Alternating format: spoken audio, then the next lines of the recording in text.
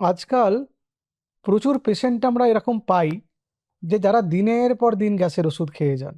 Gas হোক, acidity হোক বা না হোক, কিন্তু সকালবেলা ঘুম থেকে উঠে একটা গ্যাসের বা অ্যাসিডিটির ওষুধ মাস্ট, খেতেই হবে। না খেলে তাদের মনে হয় যে তাদের বোধহয় কিছু একটা হয়ে যাবে সারাদিনে। অনেকের ধারণা পেটের গ্যাস বুকে উঠে গিয়ে হার্ট অ্যাটাক হয়ে যাবে। অনেকের ধারণা পেটের গ্যাস মাথায় উঠে যাবে, উঠে গিয়ে স্ট্রোক হয়ে যেতে পারে। সেই ভয়ে তারা খান। আসলে এরকম অনেক মানুষ আছেন যাদের সত্যিকারের গ্যাস বা অম্বল অ্যাসিডিটি অতটা হয় না, শুধু ভয় পেয়ে তারা গ্যাসের ওষুধ খান এবং এটা অনেকটা নেশার পর্যায়ে চলে যায়। এবং দেখেছি যারা এই অম্বল, গ্যাস, অ্যাসিডিটি, পেটে ভুটভাট শব্দ হচ্ছে ইত্যাদি বলেন, তাদের মধ্যে মেজরিটি অ্যাংজাইটি ডিসঅর্ডারে ভুগছেন। খুব চিন্তা করেন তারা। চিন্তা করেন বললে ভুল হবে ব্যাপারটা।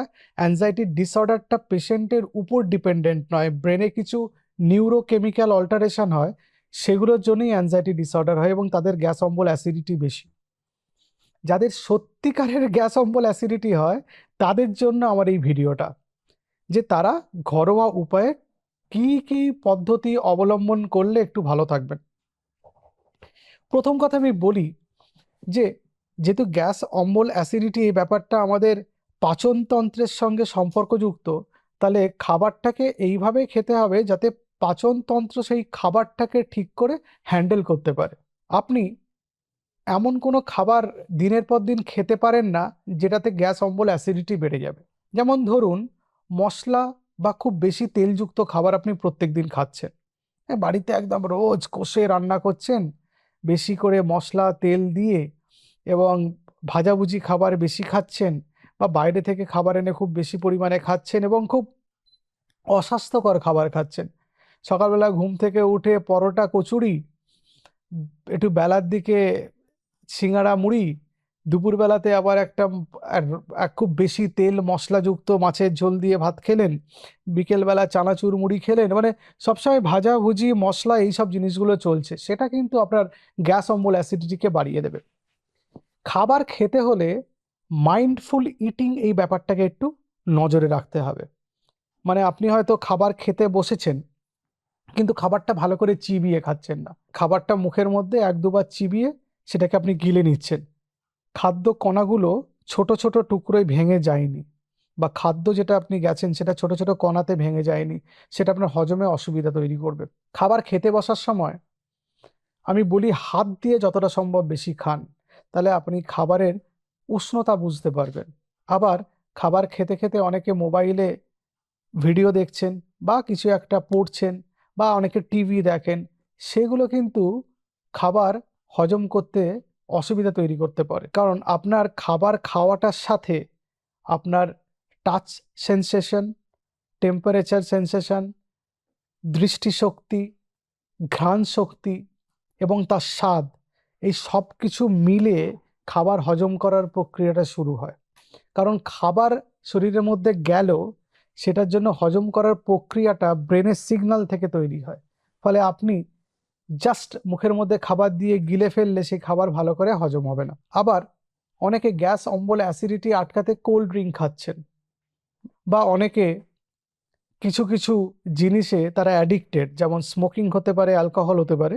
সেগুলো আমাদের গ্যাস্ট্রো ইসোফেজিয়াল যে জাংশন, সেখানে যে লোয়ার ইসোফেজিয়াল স্ফিংটার থাকে সেটাকে ল্যাক্স করে দেয়। তার জন্য অ্যাসিডিক স্টমাকের যে কন্টেন্টটা সেটা ইসোফেগাসের মধ্যে ঢোকে, তখন হার্ট বার্ন হয়, বুক জ্বালা করে। সেগুলোর জন্য অনেকে গ্যাস, অম্বল, অ্যাসিডিটি বেশি ফিল করেন। সুতরাং এটা একটা ভুল ধারণা যে একটা গুরুপাক কিছু খাওয়া হলো, তারপরে 2-4 গ্লাস ঢোক ঢোক করে কোল্ড ড্রিঙ্ক খেয়ে ফেললেন, সেই কার্বোনেটেড ওয়াটার খেয়ে যে তার মধ্যে যে গ্যাসটা থাকে সেটাই যে ঢেকুর আকারে বেরোলো, মানে এই নয় যে আপনার হজম প্রক্রিয়াটা অনেক সোজা হয়ে গেল। আপনার ইসোফেজিয়াল স্ফিংটার রিল্যাক্স করার জন্য অম্লযুক্ত পাকস্থলীর মধ্যে যে খাবার এবং যে গ্যাস্ট্রিক জুস থাকে সেটা ইসোফেগাস বা খাদ্যনালীর মধ্যে উঠে এসে হার্ট বার্ন করতে পারে বা অম্বল, অ্যাসিডিটি করতে পারে। সুতরাং খাবার খাওয়ার সময় এটাও মাথায় রাখতে হবে যে এমন বেশি পরিমাণে খাবো না যে স্টমাকটা বেশি ফুলে ওই লোয়ার ইসোফেজিয়াল স্ফিংটারটা খুলে গিয়ে স্টমাকের কন্টেন্ট ইসোফেগাসের মধ্যে চলে আসে। তাহলে খাবারের পরিমাণ কম খেতে হবে। আমি বলি আন্দাজে একটা মোটামুটি একটা পরিমাপ করে নেওয়া, তার 70% খাবার খাওয়া, সেটা তো পরিমাপ করা ওরকম করে সম্ভব না। মোটামুটি আপনার খিদেটা যখনই চলে যাচ্ছে খাবার খেতে বসে, তখন জোর করে আর খাবেন না। তারপরে 5-10% আর খাবার খেয়ে উঠে যান, আবার খিদে পেলে খান, তাহলেই দেখবেন অম্বল অ্যাসিডিটি অনেক কম হচ্ছে। এবং রাত্রিবেলা খাবার খাওয়ার ক্ষেত্রে আমি সবসময় বলি যে রাত্রিবেলা যখন আপনি খাবার খাচ্ছেন, তখন খুব জরুরি যে খাবার খেয়ে সঙ্গে সঙ্গে জলপান করবেন না। অন্ততপক্ষে 40 মিনিট পরে জলপান করুন, এবং তারও অন্তত 1.5 ঘন্টা পরে ঘুমাতে যান। এবং যাদের গ্যাস, অম্বল, অ্যাসিডিটি এগুলো বেশি হচ্ছে, তারা হাঁটা চলা করুন খাবার পরে কিছুক্ষণ, যাতে মাধ্যাকর্ষণ শক্তির জন্য খাবারটা কিছুটা নিচের দিকে নেমে যায়, হজম প্রক্রিয়া সেটাতে সুবিধা হবে। যাদের গ্যাস, অম্বল, অ্যাসিডিটি এগুলো বেশি হয়, তাদের জন্য 10টা খাবারের নাম বলবো, তাদের গ্যাস, অম্বল, অ্যাসিডিটি কমাতে হেল্প করতে পারে। খুব অ্যাসিডিটি হয়ে গেলে যদি আপনি ঠান্ডা দুধ খান, তাহলে স্টমাকের অ্যাসিডকে ও নিউট্রালাইজ করতে পারে। তাহলে কোল্ড মিল্ককে আমি 1 নম্বরে রাখছি। 2 নম্বরে আমি পাকা কলা অথবা পাকা পেঁপেকে রাখছি। এরা অ্যালকালাইন ইন নেচার, ক্ষার জাতীয়, তাহলে স্টমাকের যে হাইড্রোক্লোরিক অ্যাসিড সেটাকে নিউট্রালাইজ করতে পারে এরা। 3 নম্বর ডাবের জল। ডাবের জলও কিন্তু ক্ষার জাতীয় একটা তরল পদার্থ, যেটা আপনি খেলে আপনার অম্বল, অ্যাসিডিটি কমবে, কারণ স্টমাক লাইনিং, যেটা ভেতরের যে পাকস্থলীর মধ্যে ভেতরের যে পর্দা, যে যে লাইনিংটা, সেটা অনেকটা স্মুথনেস হয় এই ডাবের জল খাওয়ার পরে। 4 নম্বর জিরার জল। 1 গ্লাস জলে 1 চামচ জিরা ফুটিয়ে সেই জল ঠান্ডা করে আপনি যদি সিপ বাই সিপ খান, তাহলে আপনি গ্যাস, অম্বল, অ্যাসিডিটিতে উপকার পাবেন। 5 নম্বর হচ্ছে মৌরি। 1/2 চামচ থেকে 1 চামচ, ছোট চা চামচের যদি মৌরি খাবার পরে খান চিবিয়ে, তাহলে সেটা অ্যাসিডিটি কমাতে সাহায্য করে। এটা প্রমাণিত সত্য, এটা আপনার বাড়িতে আপনারা করে দেখবেন, অনেক উপকার পাবেন। 6 নম্বর বাটার মিল্ক বা ছাঁচ। এটা অ্যাসিডিটি কমাতে সাহায্য করে। এর মধ্যে যদি আপনি জিরে গুঁড়ো এবং ধনে গুঁড়ো ইত্যাদি মিশিয়ে যদি খান, তাহলে একটা হালকা ফিলিং হয় পেটের মধ্যে খাবার পরে। এবং আপনি দেখবেন বিয়েবাড়িতে যখন বিরিয়ানি সার্ভ করা হয়, বুরহানি বলে একটা তরল পদার্থ সার্ভ করা হয় যাতে অ্যাসিডিটি না হয়। এটা অ্যাকচুয়ালি বাটার মিল্ক, এবং তার মধ্যে কিছু মশলা মেশানো থাকে, বিশেষত যেই মশলাগুলো হজমে সাহায্য করে। 7 নম্বর হচ্ছে তুলসী পাতা। 2 থেকে 3টে তুলসী পাতা চিবিয়ে যদি খান, অথবা তুলসী পাতা চা যদি খান, তাহলে আপনার অ্যাসিডিটিতে হেল্প করবে। 8 নম্বর আদা। কয়েক কুচি আদা, যাদের অম্বল অ্যাসিডিটি হয়, খাবার পরে যদি খান, বা আদা দিয়ে চা বানিয়ে যদি খান, অবশ্যই সেই চায়ে দুধ এবং চিনি থাকবে না। এবং রান্নার কাজে যারা অম্বল অ্যাসিডিটিতে ভুগছেন, রান্নার সময় কুকিংয়ে যদি আদা ব্যবহার করেন, তাহলে গ্যাস, অম্বল, অ্যাসিডিটি অনেকটা কম হয়। 9 নম্বর কাঠবাদাম বা আমন্ড। 3-4টে সোক আমন্ড যদি আপনারা সকালবেলা খান,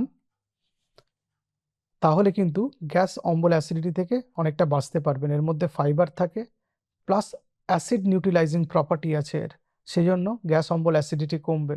আর 10 নম্বর হচ্ছে শশা। শশা অ্যালকালাইন ইন নেচার, ক্ষার জাতীয় জিনিস। স্যালাড হিসাবে যদি খাবার সাথে খান, যাদের গ্যাস, অম্বল, অ্যাসিডিটি হচ্ছে, তার অনেকটা আরাম পাবেন। দীর্ঘদিন যদি গ্যাস, অম্বল, অ্যাসিডিটিতে আপনি ভুগতে থাকেন, সেটা 2 সপ্তাহ থেকে 3 সপ্তাহের বেশি যদি হতে থাকে, তাহলে কিন্তু আপনাকে ডাক্তার দেখাতে হবে। তার কারণ হয়তো এই গ্যাস, অম্বল, অ্যাসিডিটির আড়ালে অন্য কোনো অসুখ লুকিয়ে আছে, যেটা শুধুমাত্র বাড়িতে আপনি ম্যানেজ করতে পারবেন না। কিছু হয়তো পরীক্ষা নিরীক্ষা করতে হতে পারে, অথবা হতে পারে পেটে কোনো ইনফেকশন হয়েছে, অথবা অ্যাংজাইটি ডিসঅর্ডার আপনার হয়েছে, অথবা আপনার গল ব্লাডার বা লিভারে কোনো সমস্যা হচ্ছে। সুতরাং যখন একটা রোগ বেশ কিছুদিন চলতে থাকে, সেটা যতটাই কম গুরুত্বের হোক না কেন, আমার মনে হয় সেটা একজন ডাক্তারের পরামর্শ নেওয়া দরকার। তিনি তার অভিজ্ঞতার আড়ালে এটাকে বিচার করে দেখবেন না, তিনি তার অভিজ্ঞতার আলোকে এটাকে বিচার করে দেখবেন যে আপনার কোনো পরীক্ষা নিরীক্ষা করার প্রয়োজন আছে কিনা।